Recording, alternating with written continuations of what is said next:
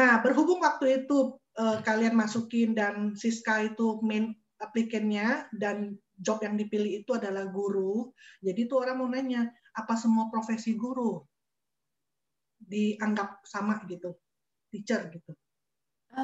Pada waktu yang aku apply itu khusus streamnya memang untuk early childhood educator. Jadi memang untuk orang-orang yang kerjanya dengan anak-anak kecil, bukan guru-guru yang misalnya kayak guru SMA atau guru SMP gitu, enggak. Jadi early childhood educator.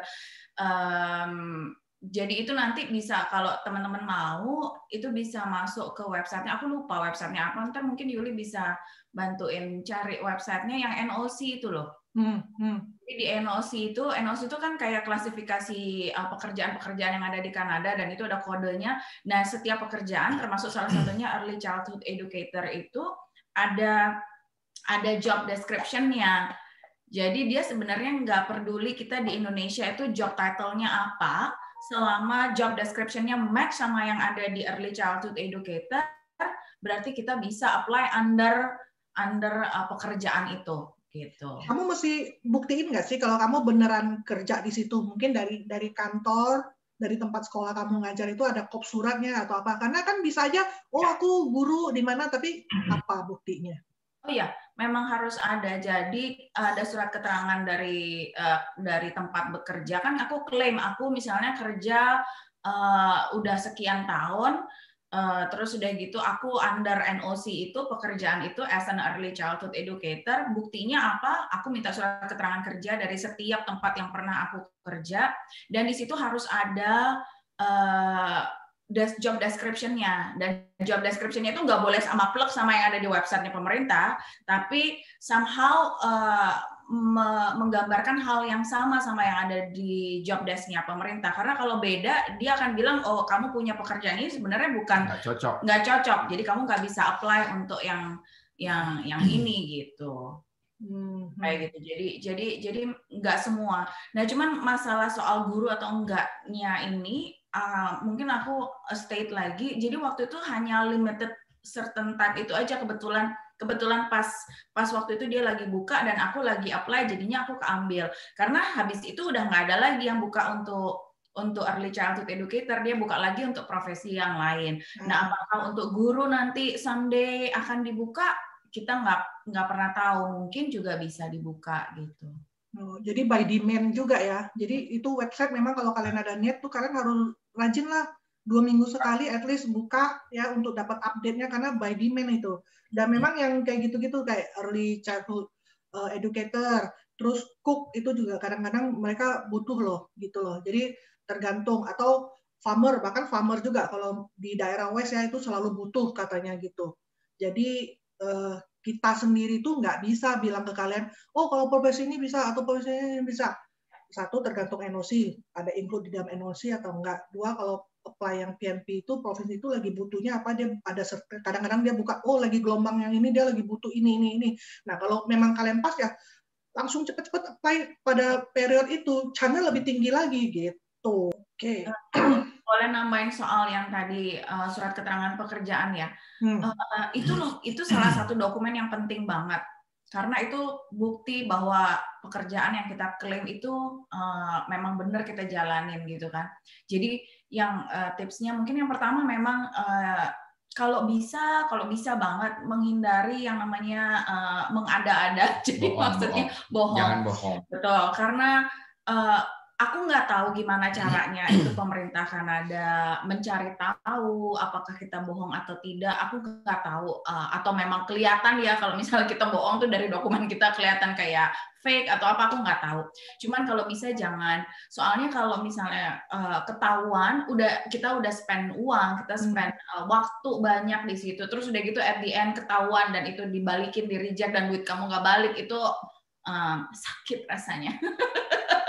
Terus yang kedua, soal surat keterangan kerja, ini sangat penting dan sangat makan waktu, karena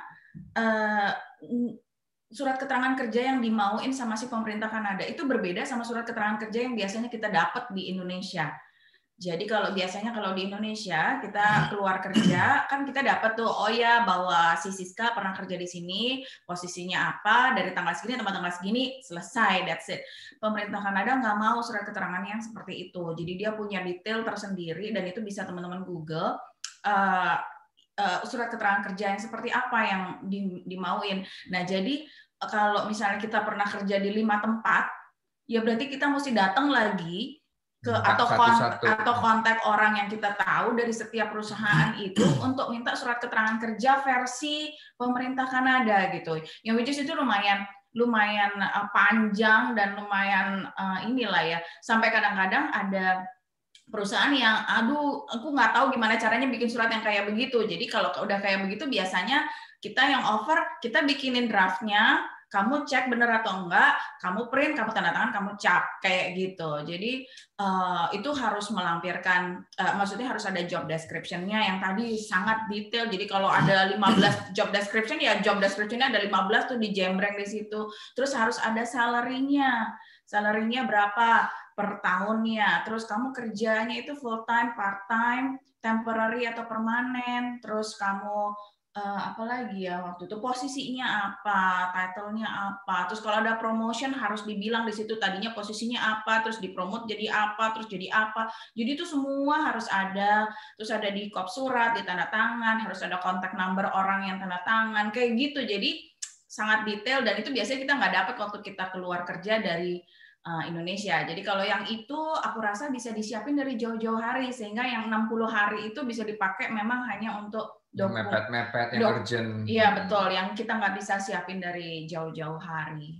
Dan itu semuanya ada ya maksudnya begitu. Yang aku tahu nih websitenya Kanada itu biasanya tuh misalnya kalau dia bilang, oh lampirkan ini. Biasanya juga ada tanda tanyanya dan lingkaran itu bisa kita klik terus ada lebih jelas penjelasan lagi soal poin yang kita minta itu dan mestinya yang kayak gitu-gitu dia juga ada utuh di dalam website itu ya, bukannya pokoknya lu harus tahu enggak kan karena dia udah kasih tahu. Oke. Good. Oke. Kontrak kerja kayaknya juga mesti gitu ya, agreement ya. Karena memang di sini keseringannya memang selalu kalau kita kerja ya ke orang kan selalu dapat kontrak kerja. Kayak di Indo kan kayaknya belum umum ya. Cuman di interview udah diterima, ya udah langsung masuk. Kita nggak pernah dapat sign kontrak yang oh kamu sudah diterima bekerja di perusahaan ini. Nggak tahu kalau sekarang ya. At least pengalamanku sendiri kayaknya aku hampir nggak pernah dapat surat kontrak tuh. Tapi di sini umum, makanya mereka minta gitu ya. Dan ya kalau sorry, yang menarik tuh Marco sebenarnya. Kalau aku kan memang di jalur yang itu aja dan selalu kerjanya sama orang, jadi lebih gampang buat aku untuk dapetin si surat keterangan kerja itu. Nah, buat Marco yang agak susah karena dia kerja sendiri. Jadi dia kagak punya employer yang bisa ngasih surat keterangan kerja kan. Jadi waktu itu, nah cuman untungnya nggak tahu deh untungnya atau enggak, Marco itu bukan main applicant. Meskipun dia harus melampirkan, tapi mungkin bobotnya nggak sebesar main applicant-nya. Jadi waktu itu yang dia lakukan adalah dia kumpulin invoice 10 tahun ke belakang. Jadi ya untungnya masih simpen, ada yang hard copy, ada yang soft copy. Jadi itu masih simpan, itu kita print semua dan minta ditranslate dan itu ya itu jadi biaya lagi. Translate dan untuk disahkan. Jadi itu biaya lumayan. Jadi 10 tahun terakhir ya kayaknya diminta. Itu membuktikan bahwa dia memang pekerjaannya itu dan dia memang bekerja. Karena salah satu hal yang diminta tentang pekerjaan itu adalah pekerjaan itu harus paid. Bukan pekerjaan volunteer atau pekerjaan yang kita cuma bantu-bantu, itu nggak boleh. Jadi kayak misalnya Marco pernah bantuin kerja di toko komputer temennya misalnya, terus dia klaim oh aku computer technician misalnya gitu, tapi nggak di paid, nggak dibayar dan nggak ada bukti formalnya, itu nggak bisa di-consider gitu. Oke. Berarti ini benar-benar serius juga ya soal pekerjaannya ya, karena ya itu express entry itu memang skill worker gitu kan. Jadi apa pekerjaanmu? Oke. Nah, berikutnya nih udah lebih ke ini sih, ke lebih kalian udah di sini gitu. Kalian udah di sininya gitu. Nah, perlu dana berapa ya buat dibawa ke sana untuk survive awal? Sebenarnya kita udah bilang ya tadi ya, nggak ada rumus 1 tambah 1 sama dengan 2 gitu. Karena tiap keluarga pasti juga beda lifestyle-nya. Terus juga pemilihan tempat tinggal, kendaraan, segala macam, bener nggak? Itu jadi sorry to say kita benar-benar nggak bisa kasih ini loh kalau bawa segini gitu. Nah, Darwin itu dulu pernah bikin video, kalau kalian scroll down ke Indo di Toronto ya, Darwin itu udah pernah bikin kayak simulasi gitu, tapi itu juga untuk di Toronto. Maksudnya kalian bisa contek, ambil clue dari situ, karena waktu itu dia bikin videonya itu dengan minimum wages bisa hidup nggak sih di Toronto waktu itu ya. Nah, jadi kalian pakai angka itu aja, walaupun kalian kan bukan kerja dan mendapat salary itu, tapi anggap itu tabungan kalian. Nah, kalau dengan tabungan itu, kalau misalnya Darwin bilang 1.500 atau 2.000 itu bisa hidup agak enak, nah kalian tinggal kali aja. Nah, dikali berapanya itu pun question mark itu seberapa cepat dapat kerjanya. 3 bulan kali 3, 6 bulan kali 6. Kalau lagi apes, terus kamunya juga pilih-pilih, nggak mau yang labor job dulu untuk at least ini lumbung nggak kosong melulu, nggak diambil terus, tapi adalah diisi walaupun dikit gitu. Nah, kalian tinggal kaliin aja gitu. Ya, jadi minimum sih ya jumlahnya memang yang diminta itu. Terus kalaupun kita punya dana lebih, itu nggak membuat waktu itu ada yang tanya soalnya, aku lupa. Ada yang tanya, kalau kita punya dananya lebih dari yang minimum itu, apa membuat chance kita untuk diterima PR-nya jadi lebih besar atau enggak? Which is enggak. Jadi dia cuma mau tahu kamu punya dana minimum segini, kamu punya lebih ya syukur. Kamu enggak, tapi nggak boleh kurang dari itu. Dan kalau kita punya dana yang lebih, itu ya lebih berasa safe aja kalau misalnya waktu kita datang. Gitu. Tapi kalau kita berdua enggak, kita dimintanya segitu, punyanya duit segitu, dibawanya segitu, nggak ada lebih. Malah bagus itu, pas butuh ada, pas butuh cukup, gitu kan? Itu bagus. Tapi itu juga jadi bikin kita ini loh, jadi makin ibaratnya ya gue harus mati-matian ini gitu loh. Kalau enggak ini minus terus kan? Gitu ya. Iya, lu kan jadi tambah semangat. Coba kalau lu punya segembrong duit, kan mungkin nyantai-nyantai gitu ya, ntar deh gitu. Atau ditolak sekali langsung sedih, terus butuh waktu 2 minggu untuk recovery gitu. Kalau kita lagi udah tahu nih tabungan cuma segini, jadi apapun yang terjadi terus berjuang. Iya. Mungkin itu ya. Oke. Nah, ini menarik dan mungkin juga jadi pertanyaan semua orang yang oke, kalau gue udah dapet nih, lah terus kan gue kagak kenal siapa-siapa di situ. Atau kalaupun kenal dia ada di provinsi yang lain gitu ya. Gimana ya tempat tinggal untuk pertama kalinya? Kita rencananya tuh mau nyari Airbnb. Jadi jadi sewa Airbnb, at least paling nggak mungkin sebulan. Karena dalam sebulan itu kita harus settle kayak ngurusin dokumen, buka rekening bank, terus ya nyari tempat tinggal. Kan mau nggak mau kita harus punya tempat tinggal sementara. Ya maunya nyari Airbnb atau ya hotel atau apalah gitu kan. Dari situ dalam sebulan itu ya harus dapat, kayak kalau sampai nggak dapat ya mau nggak mau harus extend lagi. Nah itu cost-nya kan lumayan gede, makanya kita diminta uang tadi itu biar ya buat nutup cost yang seperti itu, kayak gitu-gitu yang tak terduga lah. Oh kita nggak bisa dapat tempat tinggal berapa lama, jadi mau nggak mau kan harus keluar uang terus dari kantong sendiri kan. Nah cuman waktu itu kebetulan kita dapat ada kontak. Waktu itu kan tanya ke Yuli juga. Jadi ada nggak kenalan sih orang yang tinggal di Nova Scotia kayak gitu. Oh ada nih, coba aja kontak ini ya. Ceritanya waktu kontak itu kita mau nanya punya kenalan nggak yang mungkin basementnya disewain. Jadi kalau instead kita sewa Airbnb lebih mahal, kita kenalan yang orang Indo, basementnya bisa disewain buat sementara kayak gitu-gitu kan. Nah ya udah akhirnya kontak si orang itu, dan akhirnya oh ya udah datang aja di tempat kita gitu kan sementara. Ya udah jadi kita bayar, pokoknya ya kita sewa lah kita bayar sewa mungkin ya paling nggak lebih murah lah ya, sama-sama orang Indo kan, cincai lah gitu, saling bantu. Karena di sini juga kalau nggak ada orang Indo juga susah juga sih. Jadi apa ya? Ya untungnya ada orang-orang yang kita kenal dari Indonesia juga, paling nggak bisa saling bantu lah. Itu. Ya. Oke, ini good point ya. Good point dalam artian gini, karena urusan tempat tinggal ini kan krusial ya. Nggak mungkin kita tuh nggak mondok di suatu tempat. Karena yang pasti satu kita butuh alamat. Karena nanti SIM card, hard card, segala macam itu akan dikirim. Dan kalau kita nggak punya alamat yang tetap kan dia mau kirim kemana, itu satu.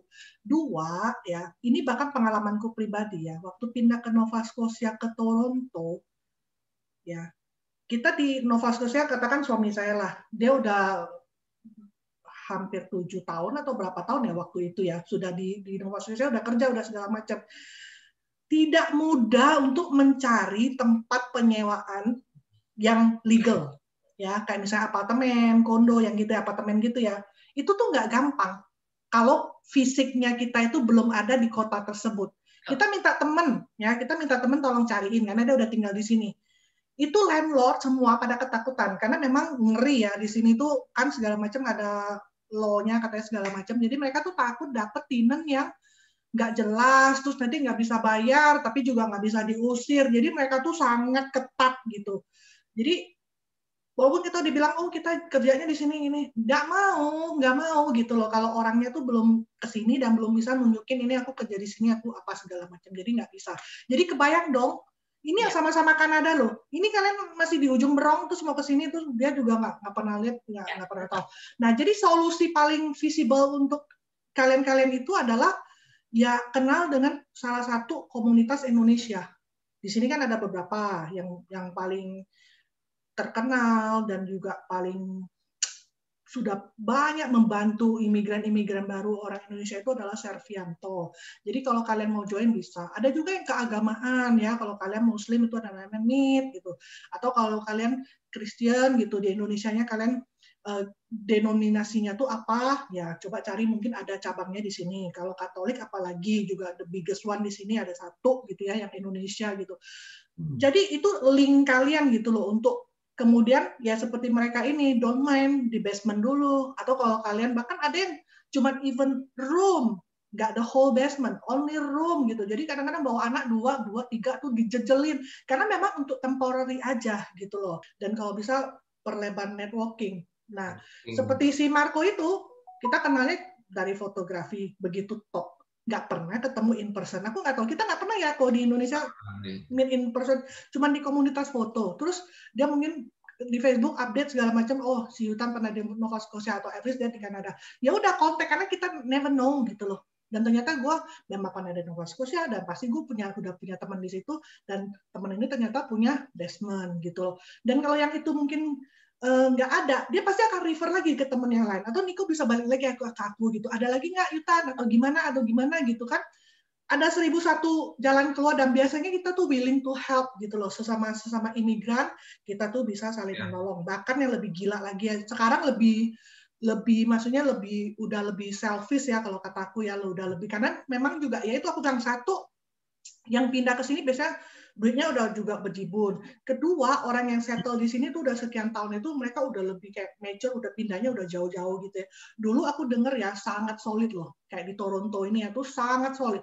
Tahu kamu mau datang itu ya, itu ibaratnya army itu udah siap di sini semua.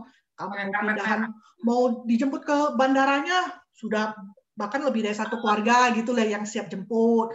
Terus kalau kamu mau pindah rumah misalnya itu tadi dari basement mau akhirnya dapat rumah atau apa ya, itu yang bantu angkatin sampai nggak perlu pakai mover gitu. Kalau sekarang tuh lebih gaya ya udah nggak usah repotin temen deh, gue pakai mover gitu. Soalnya kan Airbnb kan basically kan buat kalau kita liburan juga bisa, jadi nggak perlu ada bukti apa-apa. Cuman kan Airbnb kita bayar di awal juga. Iya, kita bayar di awal benar. Cuman mungkin mau klarifikasi sedikit aja soal basement itu. Aku nggak tahu waktu aku di Indonesia kita bayangin basement tuh kayak gudang soalnya gitu. Jadi ketika dengar orang tinggal di basement tuh tinggalnya di gudang gitu. Jadi sebenarnya ya nggak gitu-gitu amat lah. Basement kalau di sini itu kan ya beda-beda sih, ada yang di finish atau enggak, tapi biasanya kalau bisa buat tinggal itu ya seperti rumah, ya maksudnya rapi lah, bisa ditinggalin, nggak kayak gudang yang kotor atau apa gitu, enggak. Terus yang kedua tadi juga benar banget yang Yutan bilang, ada network kayak gitu. Jadi memang maksudnya sometimes waktu kita mau pindah ke sini juga kita berasa kayak clueless gitu kan, karena semua keluarga dan semua yang kita tahu adanya di Ontario gitu, nggak ada yang di Nova Scotia. Cuman memang ya itu tadi, approach orang siapa aja deh yang ada di Kanada atau siapa aja untuk connectin kita gitu. Nah, aku juga mau cerita kalau nanti teman-teman in the middle of this process gitu, maksudnya dan nggak tahu ada community atau apa, alternatif dari komunitas orang Indonesia adalah sebenarnya komunitas imigran lain yang dari negara mana aja gitu. Jadi waktu aku pertama kali apply untuk yang provincial nominee ini, aku tuh sebenarnya pengen tahu ada nggak sih orang-orang yang satu batch sama aku yang kita biar barengan gitu loh, nanya-nanya gitu kan. Cuman kan benar-benar clueless karena waktu kita dikasih invitation kita juga nggak tahu siapa lagi gitu kan yang ada di situ. Jadi pada waktu itu aku cari-cari di Facebook. Di Facebook aku masukin aja keyword cari grup imigran ke Kanada, ke Nova Scotia, ke Halifax atau apa. Nah, sampai akhirnya aku nemu ada satu grup yang isinya orang-orang yang batch-nya sama-sama aku. Jadi sama-sama di-invite dari stream yang sama. Jadi kita ada kayak sekitar waktu itu ada sekitar 50-an orang di WhatsApp grup itu, dan itu jalannya bareng-bareng banget gitu. Jadi mulai dari proses aplikasi dan lain sebagainya, terus sampai dapat PR-nya, ada yang udah dapat PR duluan, terus udah ada yang duluan pindah ke sini kayak gitu kan. Jadi itu info-info dikasih, aku dapat apartemen sewa di sini, sewanya berapa per bulannya. Terus nanti kalau misalnya kamu ada yang mau ke sini, bilang aja pakai namaku gitu. Jadi maksudnya karena kalau sewa apartemen di sini kan kita harus punya itu, kayak tadi Yutan bilang ini orang dari out of nowhere nggak punya pekerjaan mau sewa apartemen itu kan susah, jadi biasanya mereka minta reference letter. Ya. Nah kalau nggak punya kenalan siapa-siapa, orang-orang yang ada di grup ini mau bantu, nanti pakai aja namaku, aku jadiin reference kayak gitu. Jadi temen tuh bisa dari mana aja lah intinya gitu, bisa dari yang komunitas Indonesia, bisa juga yang dari komunitas yang non Indonesia ini, yang non Indonesia ini. Kemarin dari 50-an orang itu yang orang Indonesia ya cuman aku, yang lainnya semua orang dari negara-negara lain, tapi they're willing to help juga gitu loh. Mereka mau bantu. Cuman cari di Facebook. Aku nggak mainan Instagram banyak, jadi aku nggak tahu. Tapi kalau di Facebook kan ada Facebook group ya, jadi itu bisa dicari dan itu ada kok yang kayak gitu-gitu. Ya, itu good point ya, good point. Dan kalian udah bisa dapat hints ya. Dari video mereka yang pertama itu udah banyak juga yang komen. Kalau kalian baca di kolom komen tuh semuanya itu pada salut sama kegigihan couple ini gitu, karena kegigihan dalam artian dia bertahun-tahun apply gagal sampai beberapa kali dan menghabiskan berapa puluh tahun. Dan di video ini kalian bisa dapat hint begitu banyaknya waktu yang di-spend, begitu banyak hal yang dilakukan dalam mempersiapkan dari mendapatkan sampai setelah mendapatkan. Dan kalau gue berambil kesimpulan, itu basically itulah culture yang harus kalian build up dari sejak di Indo. Karena di sini itu kecenderungannya juga seperti itu. Setuju nggak? Di sini itu kita bukan sekedar karena ya namanya juga di negara orang, ya bukan sekedar ya di negara orang. Memang di sini tuh habitnya itu cari tahu sendiri, approach gitu ya, berani approach, berani ngomong, berani utarakan kita maunya apa, dan harus bisa pikir apa nih caranya gitu. Karena ya nggak ada asisten di sini, nggak ada sekretaris gitu, ya kan? Terus ya itu nggak bisa pakai alasan aku nggak tahu. Itu tadi balik lagi ke yang tadi itu. At one point lu pasti perlu gitu, karena lebih nyaman gitu kalau punya mobil sendiri. Itu jawaban gampangnya. Tapi kalau balik ke pengalaman kalian gitu ya, seberapa urgent sih harus langsung punya mobil gitu loh? Kan kalian udah nikmatin yang namanya naik bus ya, termasuk aku kan udah nikmatin naik bus. Apa suggestion kalian, tips-tips dari kalian? Sebenarnya sih kalau terutama kalau kerja ya, Kalau kerja kita nggak mobile, jadi misalnya dari rumah ke kantor setiap hari cuma rutenya itu, naik bis lebih enak sebenarnya. Kita tinggal naik bis, duduk, diem, nyampe.